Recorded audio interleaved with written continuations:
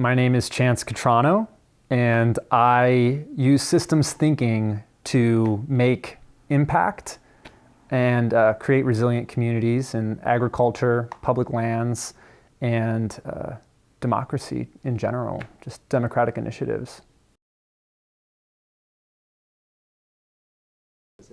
More specifically, I've been focusing on the interconnection of water, rice cultivation, and wildlife conservation in the Sacramento Valley in California. That's where I do a big project called Fish in the Fields.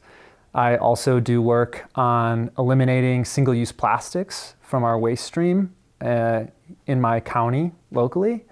And I'm also involved with a couple other projects within the town that I live, conserving open space and creating goodwill and community spirit through our volunteer board. So organizing events in town to just keep people active and keep people engaged with their community.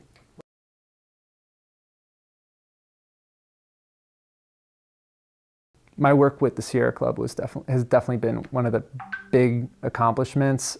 It's diverse, everything from the Novato urban growth boundary, which is creating, a limit to the urban sprawl that can happen in the city of Novato in California, as well as working on Sierra Club's regional financial committee to help them switch banks to a more mission-aligned bank, and working on their national climate adaptation plan. So developing landscape analyses for regenerative agriculture, as well as bioenergy, carbon capture and storage, and actually being like the primary author for some of these national campaigns that were recently adopted by the board of directors. So some of those have been big. And then in my professional line of work, the big thing that has happened within the last year has been working with a brilliant team, to discover that adding fish to rice fields actually reduces methane emissions from rice fields, and that's one of the largest emitters of methane in the agricultural space. And so that has significant state, national, and global implications.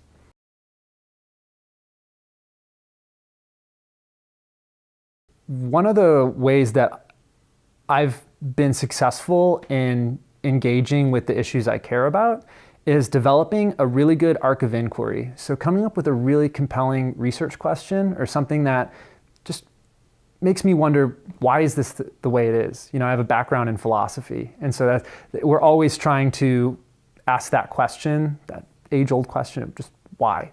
Why is this the way it is? What I'm observing, how is this phenomena actually occurring in the world? And so developing a strong research question and then engaging with other people who are actually working in that same realm has been a great way to develop a community that is also thinking about, talking about, and working through the same problems that I might be caring about. And that's a good way to find community, and that's also a good way to innovate and to spark creativity and new lines of questioning and new lines of research, sort of like this methane problem that I just spoke about.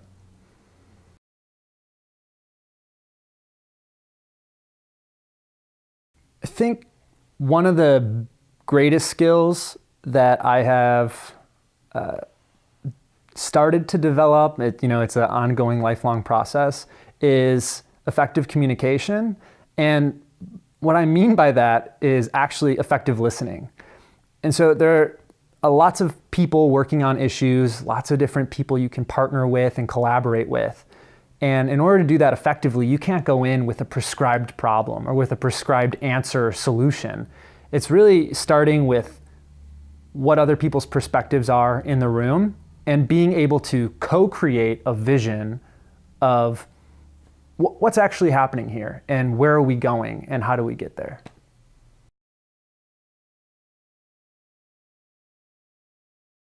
It's region to region. I think it can really vary on the direct action you can take today. But one thing I think that you could probably do is begin to engage with like the people who are working on the problems in the field, like not necessarily like managers or directors or people that are super high up making large decisions about issues, but to engage with people on the ground, community members, and develop those community perspectives. It's a great way of starting to develop that community competency and that cultural competency and figure out how people that are affected on the ground, everyday life, how those folks are actually experiencing issues that you care about.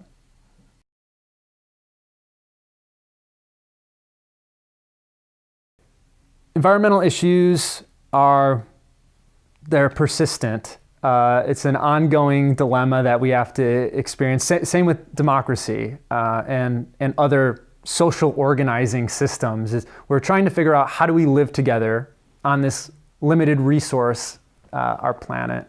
And so that requires significant attention to the environmental limits and the equitable resource distribution that comes with working in the environment or managing resources. So that's one of the reasons why I like working on environmental issues. One of the reasons that it's so urgent is that for so long we have externalized and ignored a lot of the negative consequences of our particular methods of social organizing and the way that we extract and utilize resources around the globe. And so I think we are starting to see some of the cracks in the system that we've been developing and pushing forward. And so it's time to really reconsider some of the ways that we've been going about our relationship with the environment.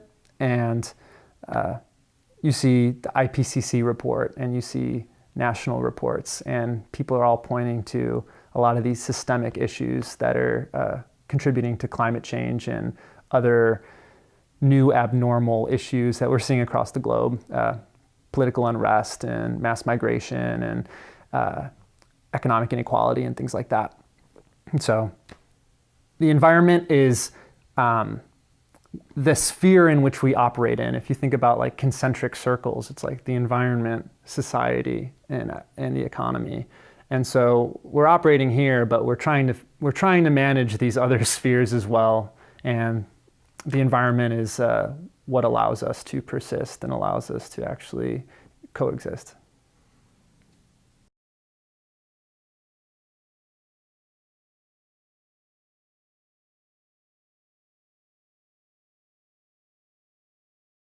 There are a lot of perceived avenues to take, but a lot of them come back to some of these foundational things, like foundational questions, like how do we live together, and how do we live in a just society, in an equitable society? And I think about when I have children one day, if they ask me like what I did when I was younger, and if I told them that I didn't care about some of these like global issues, some of these community issues, it wouldn't sit right with me. It doesn't sit right with me now.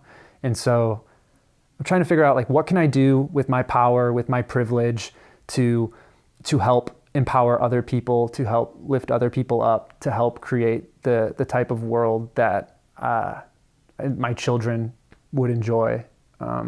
And would allow them to prosper in alongside other folks. And so that's kind of why I got into it now, because I couldn't be comfortable with myself if I told my children that I didn't do everything I could do. So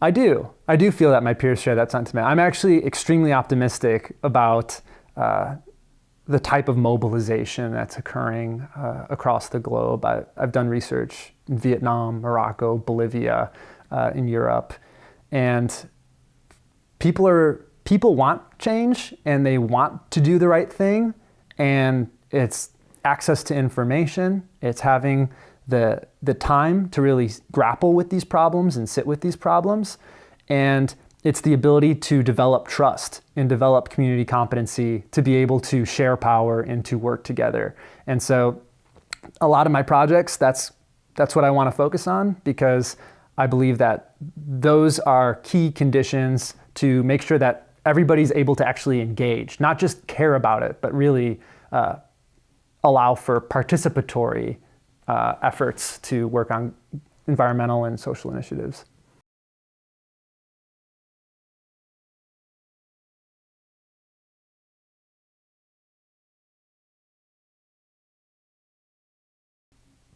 I would probably say that persistence is one of our best tools as folks who care about social justice, folks who care about environmental justice or environmental issues at large.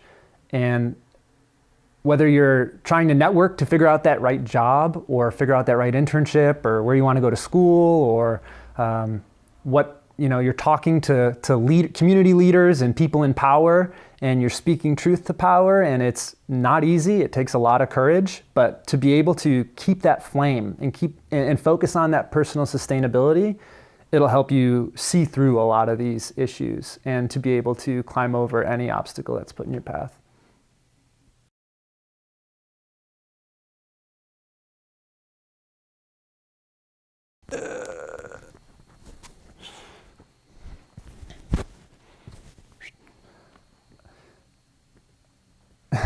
The one thing that I've learned through a lot of my work is that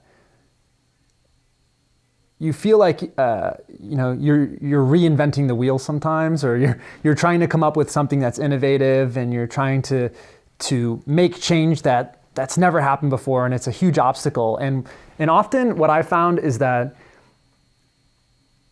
there have been a lot of people that have come before us that have actually also cared about the same things we care about. And they have been tirelessly fighting for the same things that we are endeavoring to fight for. And so I think it's important to remember that we're always standing on the shoulders of giants, and to just be mindful and be thankful for the folks that came before us that have literally given everything to afford us the opportunity to share our voice and share our dreams with the world.